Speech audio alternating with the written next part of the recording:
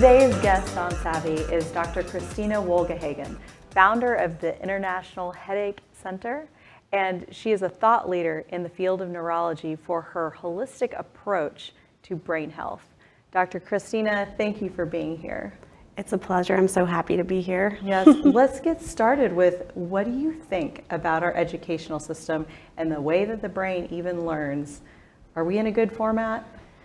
So I'm going to just highlight some observations that I've made on the journey, both as a neurologist and as a mom. I think they're important. And so there's just some points that I'm going to tie back to the brain and then kind of talk about, okay? The first point is that I feel like, just in general, most of our systems now are hyper-focused, very compartmentalized, and siloed, which is not helpful to someone trying to learn. So we have less of a focus on being holistic, and then what I tell patients is that, so you're not just a brain floating around, right? You're a brain and you're connected to your body, and it's really important that we not only focus on your brain, but also what's going on with your body, with your spirit, with your mind, right? And use it all together to get you feeling better. And I think that when you're talking about finances, it all kind of ties into that as well, is that we're just hyper-focused in education, just focusing on the mind instead of how does this all tie together. And so it's important to make connections. How is learning X going to lead to Y? Why is it important?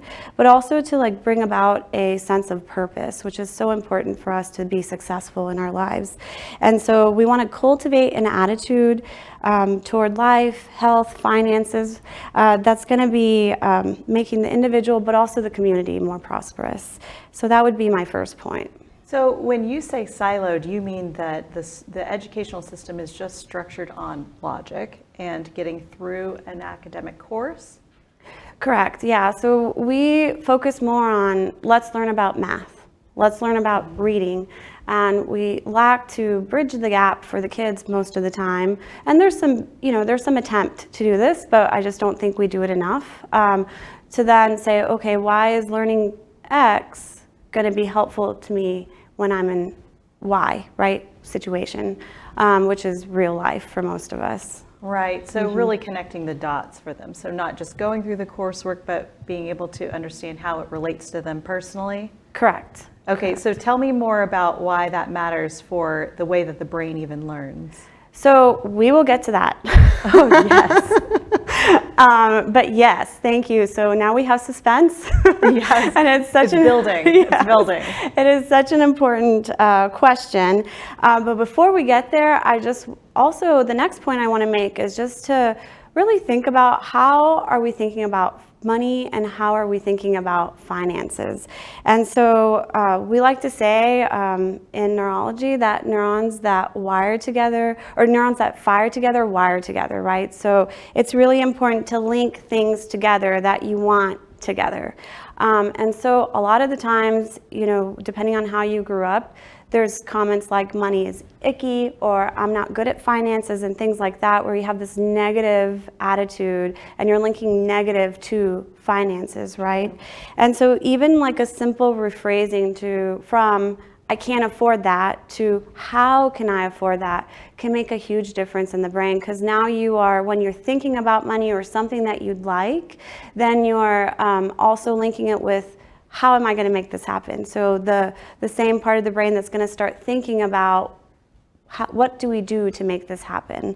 And so it's easier to wire the brain correctly in the first place, right?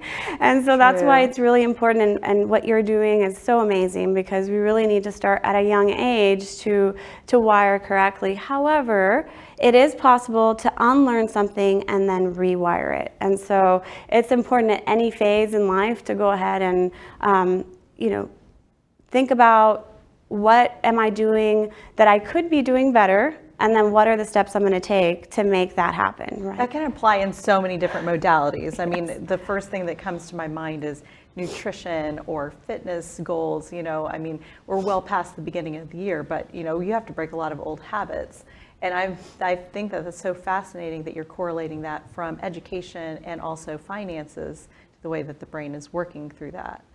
Yeah, so it is something that could really be applied to lots of different things. And so then to fast forward and answer your question, I'm going to move on to my third point.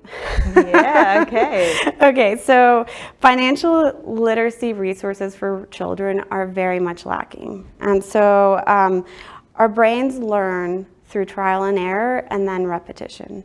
And so we really need an environment that allows that to do that so that we can grow our networks, right? And so we want something that's going to challenge us but not frustrate us. So obviously for each grade or age level, there has to be appropriate challenges that are not frustrating for that, person's brain and what they can do at that time.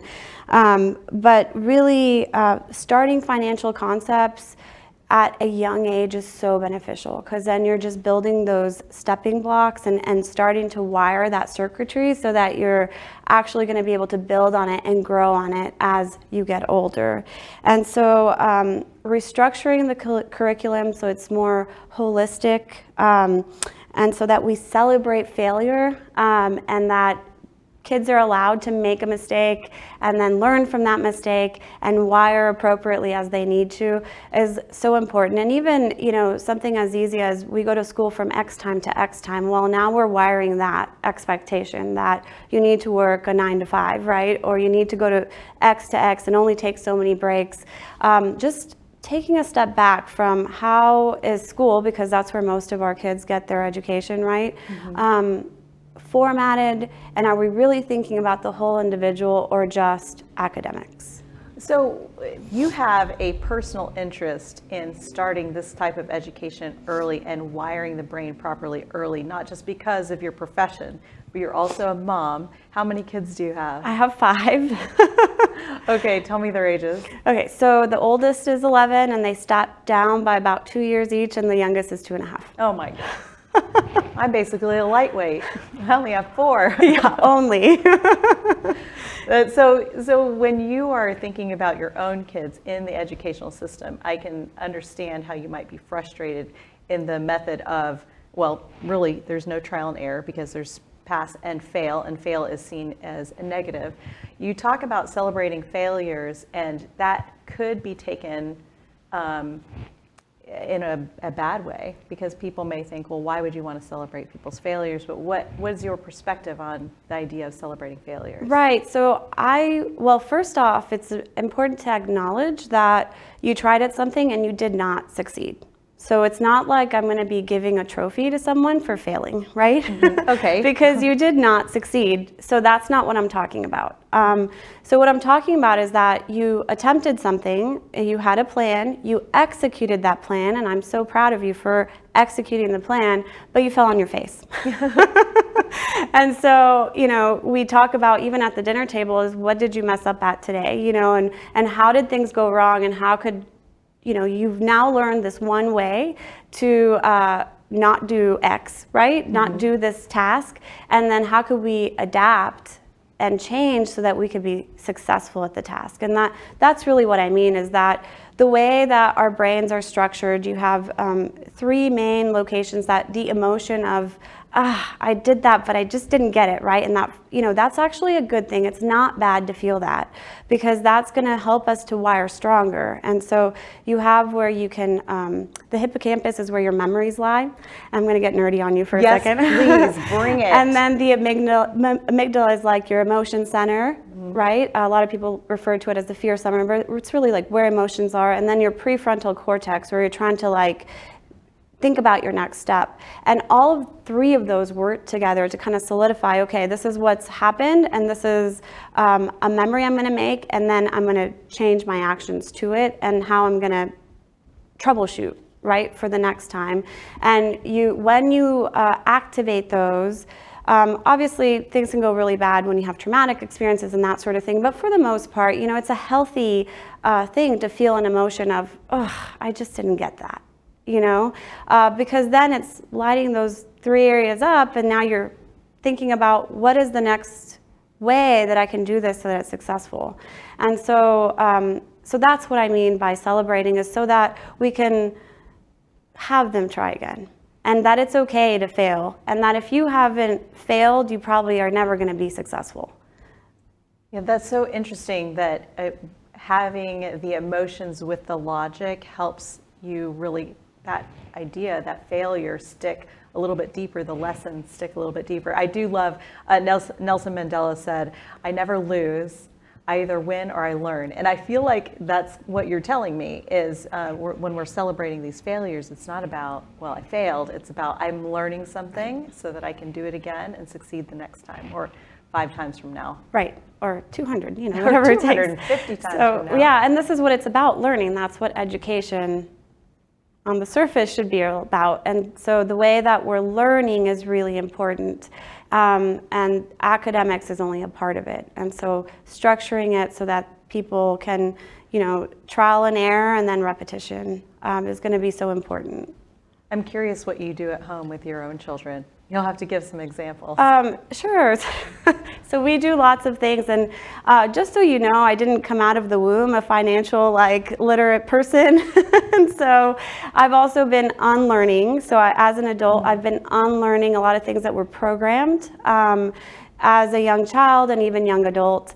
And so unlearning and trying to make things better for my children and their generation so that they can, teach their friends and that sort of thing. And so as I unlearn and then I think about how to relearn, we phrase, we talk aloud a lot, and we talk about money, and we try not to do negative or positive with money. It's just a means to get, to an end point.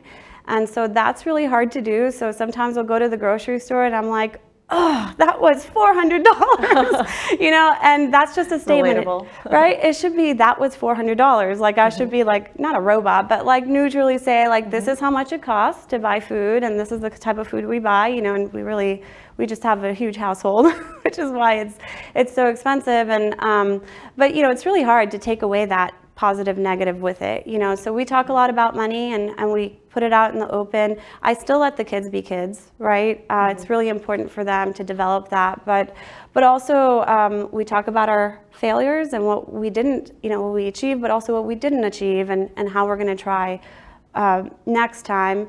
And then we are working on businesses right now. I love it. So passive income is something that I just didn't even think about until I was an adult, and that is a very abstract thought, at least for my children. True. And so trying to have them brainstorm, okay, so how, sure, you can go mow the lawn for the neighbor, right? But how are you going to make this into a business, or how are you going to in the future think about passive income and things that you could be doing to stream money where you don't actually be present? And so we have all sorts of ideas happening right now. I can only imagine. Yes. So that's the things we do at home, and really just talking about it. And they know, sometimes we'll talk through something and they'll be like, Mom, that doesn't make sense. And I'm like, you're right. It doesn't make sense. Let's go back to the books and learn it together. And that's okay to do. I'm an adult, but I'm not perfect, and I don't know all the things. And so even that is important for children to understand, that you don't just, I had a thought, and I don't know about you, that when I turned in my 30s, I was just going to know everything. I know. And then I was very disappointed. That is so disappointing. Yeah. I know. And as a kid, I used to think that my parents knew everything. And then I got into my preteens and I thought that they knew nothing. That's right. How it goes. But, I like that you have given yourself the grace as a parent to be clear, I don't have all the answers. I think that's an interesting wiring that we can do for our children too.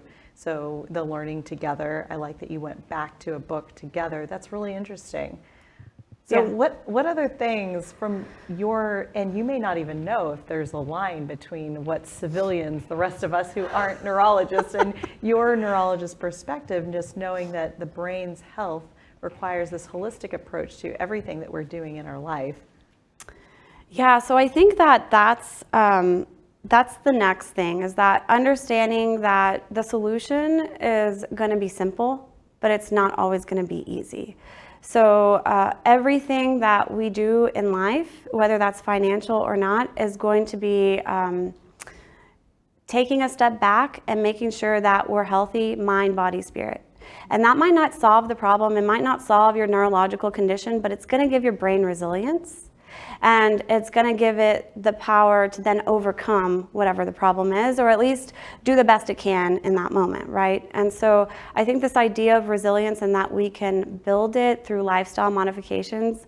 And so there's like a list of things we should all be doing that, going back to the school system, if we could just introduce those early on, instead of taking the recess away when you get older, keeping it in there and allowing an opportunity to be outside, for 10 minutes, or exercising every day, keeping to a schedule. I think most important is staying consistent. And so the lifestyle modifications need to be there. We really strive for those.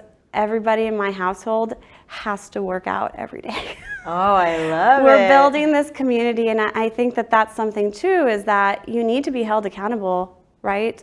Otherwise, things tend towards chaos, and to keep things ordered and resilient, we need to be held accountable, and having that community, not a huge community, but just your immediate family and friends, to let them know, hey, this is what I'm working on, and ideally they should be working on similar things so you're all moving towards the same goals. And that's going to be really important. And what I tell my kids too is that the education system is building you to spit you into the workforce. That's not why I'm putting you in school. I want you to be a good human and contribute to the community. And so that's the ultimate goal. And just taking even that step back, it's not just about academics. It's just about contributing to yourself and to the community and growing as a whole person, not just your brain. Yes.